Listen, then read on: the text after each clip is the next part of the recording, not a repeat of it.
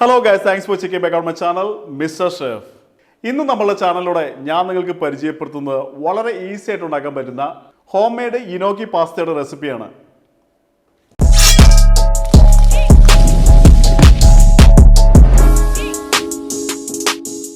നമ്മൾ മലയാളികളുടെ ഇടയിൽ പാസ്തയുടെ റെസിപ്പിക്ക് നല്ല പോപ്പുലാരിറ്റി കിട്ടിക്കൊണ്ടിരിക്കുകയാണ്. പ്രത്യേകിച്ച് നമ്മളുടെ ന്യൂ ജനറേഷൻ അല്ലാന്നുണ്ടെങ്കിൽ നമ്മളുടെ യങ്ങർ ജനറേഷനൊക്കെ വളരെയധികം ഇഷ്ടമുള്ള, വളരെയധികം താല്പര്യത്തോടെ കഴിക്കുന്ന ഒരു ഐറ്റമാണ് നമ്മളുടെ ക്രീമി പാസ്തകൾ. അപ്പോൾ ഇന്ന് ഞാൻ ഈ കാണിക്കുന്ന ഇനോക്കി പാസ്ത എന്ന് പറയുമ്പോൾ നമുക്ക് ഈ സാധനം നമുക്ക് റെഡിമെയ്ഡ് മേടിക്കാണ്ട് തന്നെ നമുക്ക് വീട്ടിൽ തന്നെ ഈസി ആയിട്ട് ഉണ്ടാക്കാൻ പറ്റുന്നതാണ്. അതുമാതിരി തന്നെ ഇത് വളരെ റിച്ച് ആൻഡ് ക്രീമിയാണ്.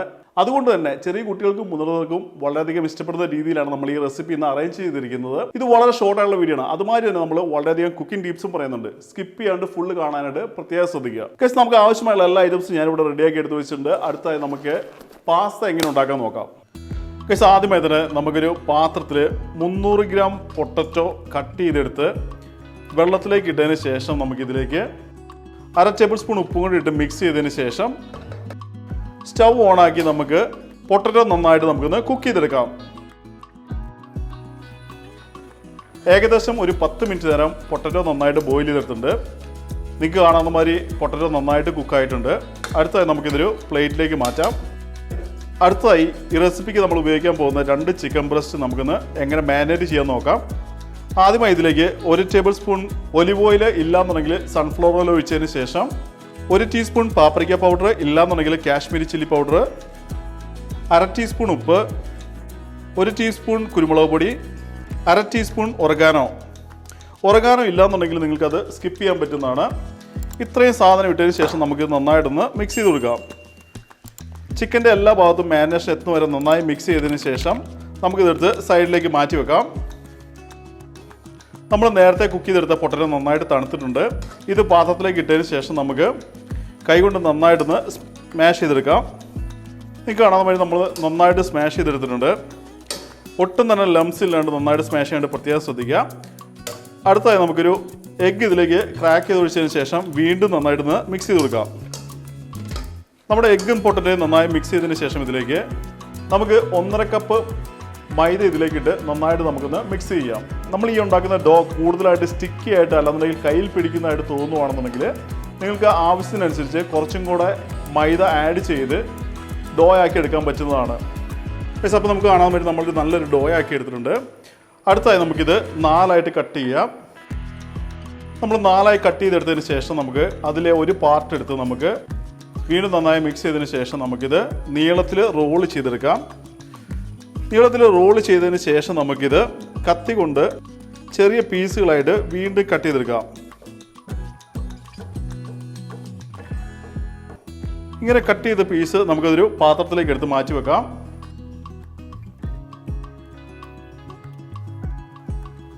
അതിനുശേഷം ബാക്കിയുള്ള ഡോയ് കൂടെ നമുക്ക് സെയിം രീതിയിൽ നിന്ന് റോൾ ചെയ്ത് കട്ട് ചെയ്തെടുക്കാം. പൈസ അടുത്തായിട്ട് നമ്മളെ സ്റ്റൗ ഓൺ ആക്കിയതിന് ശേഷം ഒരു പാനിലേക്ക് നമുക്ക് ഇനോക്കി പാസ്ത കുക്ക് ചെയ്യാൻ ആവശ്യമായുള്ള വെള്ളം ഒഴിച്ചതിന് ശേഷം ഇതിലേക്ക് നമുക്കൊരു 1 ടീസ്പൂൺ ഉപ്പും കൂടെ നമുക്കൊന്ന് സീസൺ ചെയ്യാനായിട്ട് ഇടാം. ഇത് ബോയിൽ ആകുന്ന വരെ നമുക്കൊന്ന് വെയിറ്റ് ചെയ്യാം. നമുക്ക് കാണാവുന്ന വഴി നമ്മൾ ഒഴിച്ച വെള്ളം നന്നായിട്ട് റോളിംഗ് ബോയിലിലേക്ക് എത്തിയിട്ടുണ്ട്. അടുത്തായി നമ്മൾ കട്ട് ചെയ്ത് വെച്ച് നമ്മുടെ പാസ്ത നമുക്ക് ഇതിലേക്ക് ഇടാം. അടുത്തായി നമുക്ക് പാസ്ത കുക്കാകുന്ന വരെ ഒന്ന് വെയിറ്റ് ചെയ്യാം. തിളച്ച വെള്ളത്തിലേക്ക് നമ്മൾ ഇനോക്കി പാസ്ത ഇട്ടതിന് ശേഷം ഏകദേശം 3-4 മിനിറ്റ് കഴിഞ്ഞപ്പോൾ നിങ്ങൾക്ക് കാണാവുന്ന മാതിരി ഇത് മുകളിലേക്ക് ഫ്ലോട്ട് ആയിട്ടുണ്ട്. ഇങ്ങനെ മുകളിലേക്ക് ഫ്ലോട്ട് ആയി കഴിയുമ്പോൾ അപ്പം തന്നെ നമുക്കിതെടുത്ത് ഒരു പ്ലേറ്റിലേക്ക് മാറ്റാം. വെള്ളം നന്നായിട്ട് ഊറ്റിക്കളഞ്ഞെടുക്കാനായിട്ട് പ്രത്യേകം ശ്രദ്ധിക്കുക.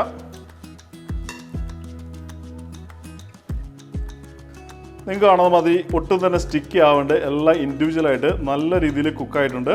അടുത്തായി നമുക്കിതെടുത്ത് സൈഡിലേക്ക് മാറ്റി വെക്കാം.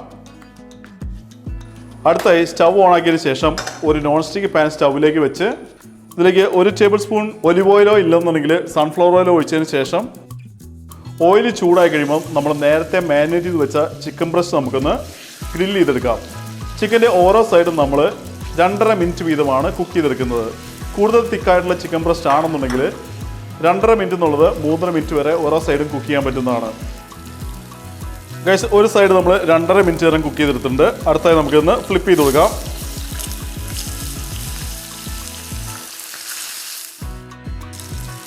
ചിക്കൻ്റെ 2 സൈഡ് നമ്മൾ 2.5 മിനിറ്റ് തന്നെ കുക്ക് ചെയ്തെടുത്തിട്ടുണ്ട്. അടുത്തായി നമുക്കൊരു പ്ലേറ്റിലേക്ക് മാറ്റിയതിന് ശേഷം ഒരു 5 മിനിറ്റ് റെസ്റ്റ് ചെയ്യാനായിട്ട് മാറ്റി വെക്കാം.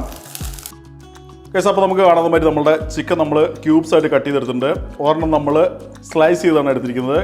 കാരണം ഇത് നമ്മുടെ പാസ്തയുടെ മുകളിൽ നമുക്ക് ഗാർണിഷ് ചെയ്യാൻ വേണ്ടിയാണ്. ഇതെടുത്ത് നമുക്ക് സൈഡിലേക്ക് മാറ്റി വെക്കാം. അടുത്തതായിട്ട് നമ്മൾ ഈ പാസ്ത ഉണ്ടാക്കുമ്പോൾ ശ്രദ്ധിക്കേണ്ട കുറച്ച് ഇമ്പോർട്ടൻ്റ് ആയ കാര്യങ്ങളാണ്. അപ്പോൾ ഈ ഒരു പാർട്ട് നിങ്ങൾ മിസ് ചെയ്യാണ്ട് ഫുള്ള് കാണാനായിട്ട് പ്രത്യേകം ശ്രദ്ധിക്കുക. ഇതിനോക്ക് പാസ്ത ഉണ്ടാക്കാനായിട്ട് നമ്മൾ ഉപയോഗിക്കുന്നത് മെയിനായിട്ടും പൊട്ടറ്റോ ആണ്, അല്ലാന്നുണ്ടെങ്കിൽ നമ്മുടെ ഉരുളക്കിഴങ്ങാണ്. അപ്പോൾ ഉരുളക്കിഴങ്ങ് നമ്മൾ സെലക്ട് ചെയ്യുമ്പോൾ ഏറ്റവും വലിപ്പമുള്ളതാണ് നമ്മൾ സെലക്ട് ചെയ്യേണ്ടത്. കാരണം അതിനകത്താണ് ഏറ്റവും കൂടുതൽ സ്റ്റാർച്ച് കണ്ടന്റ് ഉള്ളത്. അപ്പോൾ ഈ ഒരു പാസ്ത മാതിരിയുള്ള റെസിപ്പികൾക്ക് സ്റ്റാർച്ച് കണ്ടന്റ് കൂടുതലുള്ള പൊട്ടറ്റോ യൂസ് ചെയ്യുന്ന വഴി നമ്മളുടെ പാസ്തയുടെ ഷേപ്പ് അതുമാതിരി തന്നെ ഹോൾഡ് ചെയ്യാനും നല്ലൊരു ടേസ്റ്റ് കിട്ടാനായിട്ടും വളരെയധികം ഹെൽപ്പ് ചെയ്യും. അതുമാതിരി തന്നെ നമ്മൾ ഇന്ന് കുക്കിംഗ് ക്രീം ഈ റെസിപ്പിക്കായിട്ട് ഉപയോഗിക്കുന്നുണ്ട്. നിങ്ങൾക്ക് കുക്കിംഗ് ക്രീം ഇല്ലാന്നുണ്ടെങ്കിൽ നിങ്ങൾക്ക് അതിന് പകരം വിപ്പിംഗ് ക്രീമോ ഇല്ലാന്നുണ്ടെങ്കിൽ ഹെവി ക്രീമോ ഉപയോഗിക്കാൻ പറ്റുന്നതാണ്.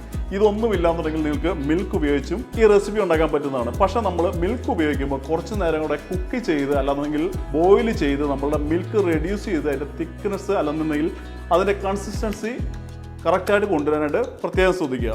അടുത്തായിട്ട് സെയിം പാനിലേക്ക് നമുക്കൊരു 1 ടേബിൾ സ്പൂൺ ബട്ടർ ഇടാം. ബട്ടർ മെൽറ്റായി അപ്പം തന്നെ നമുക്ക് ഫൈൻ ചോപ്പ് ചെയ്തെടുത്ത 1.5 ടേബിൾ സ്പൂൺ ഗാർലിക് ഇടാം. ഗാർലിക് ഇട്ടൊരു ലൈറ്റ് ഗോൾഡൻ ബ്രൗൺ കളർ ആയി കഴിയുമ്പോൾ ഇതിലേക്ക് ഫൈനായിട്ട് ചോപ്പ് ചെയ്തെടുത്ത 1.5 ടേബിൾ സ്പൂൺ ഷാലറ്റ്സ് ഇല്ലെന്നുണ്ടെങ്കിൽ നമ്മുടെ കുഞ്ഞുള്ളി ഇട്ടതിന് ശേഷം നമുക്കിത് വീണ്ടും നന്നായിട്ടൊന്ന് കുക്ക് ചെയ്തെടുക്കാം. നമ്മളിട്ട ഒനിയൻ ഒരു ലൈറ്റ് ബ്രൗൺ കളർ ആയി കഴിയുമ്പോൾ ഇതിലേക്ക് 1 ടീസ്പൂൺ ചില്ലി ഫ്ലേക്സ് ഇട്ട് വീണ്ടും നമുക്ക് നന്നായിട്ടൊന്ന് മിക്സ് ചെയ്ത് കൊടുക്കാം. അടുത്ത ഇതിലേക്ക് ഒരു 1/4 കപ്പ് വെള്ളം നമുക്ക് ഒഴിക്കാം. 1/4 കപ്പ് വെള്ളം ഒഴിച്ച് നന്നായി ബോയിൽ ആയി കഴിയുമ്പോൾ ഇതിലേക്ക് 300 ml ഹെവി ക്രീം ഒഴിച്ചു കൊടുക്കാം. ഹെവി ക്രീം ഒഴിച്ചു കൊടുത്തതിന് ശേഷം നമുക്ക് നന്നായിട്ടൊന്ന് മിക്സ് ചെയ്ത് കൊടുക്കാം. അടുത്തായി നമ്മുടെ സോസ് സീസൺ ചെയ്യാനായിട്ട് ഇതിലേക്ക് 1 ടീസ്പൂൺ ക്രഷ് ചെയ്ത കുരുമുളക്, 1/2 ടീസ്പൂൺ ഡ്രൈ ഒറഗാനോ, 1/2 ടീസ്പൂൺ ഉപ്പും കൂടി ഇട്ടതിന് ശേഷം നമുക്കിത് നന്നായിട്ടൊന്ന് മിക്സ് ചെയ്ത് കൊടുക്കാം. നമ്മുടെ സോസ് നന്നായിട്ട് ബോയിലായി കഴിയുമ്പോൾ ഇതിലേക്ക് നമ്മൾ നേരത്തെ കുക്ക് ചെയ്ത് വെച്ചിരുന്ന പാസ്ത നമുക്കിതിലേക്ക് ഇടാം. പാസ്ത ഇട്ടതിൻ്റെ കൂടെ തന്നെ നമുക്ക് കട്ട് ചെയ്ത ചിക്കനും കൂടി ഇടാം. അതിനുശേഷം നമുക്ക് നന്നായിട്ടൊന്ന് മിക്സ് ചെയ്ത് കൊടുക്കാം. ഇതിൻ്റെ കൂടെ നിങ്ങൾക്ക് ഉണ്ടെന്നുണ്ടെങ്കിൽ കുറച്ച് ചോപ്പ് ചെയ്ത പാഴ്സലി ഇല്ലാന്നുണ്ടെങ്കിൽ ചോപ്പ് ചെയ്ത മല്ലിയിലയും കൂടെ ഇട്ടതിന് ശേഷം നമുക്ക് വീണ്ടും നന്നായിട്ടൊന്ന് മിക്സ് ചെയ്ത് കൊടുക്കാം. ഗൈസ് അങ്ങനെ നമ്മുടെ പാസ്ത ഇവിടെ റെഡി ആയിട്ടുണ്ട്. നിങ്ങൾക്ക് കാണാൻ വേണ്ടി നമ്മുടെ സോസൊക്കെ നന്നായിട്ട് തിക്കായിട്ടുണ്ട്. നല്ല ഫ്ലേവറാണ് അല്ലെങ്കിൽ നല്ല സ്മെല്ലാണ് വരുന്നത്. അപ്പോൾ ഈ ഒരു രീതിയിൽ നമ്മുടെ സോസ് നന്നായിട്ട് തിക്കായി കഴിയുമ്പോൾ നമ്മളുടെ സ്റ്റവിൻ്റെ ഫ്ലെയിം ഓഫ് ആക്കിയതിന് ശേഷം നമുക്കിതൊരു പ്ലേറ്റിലേക്ക് അറേഞ്ച് ചെയ്ത് നമുക്ക് ടേസ്റ്റ് ചെയ്യാൻ പറ്റുന്നതാണ്.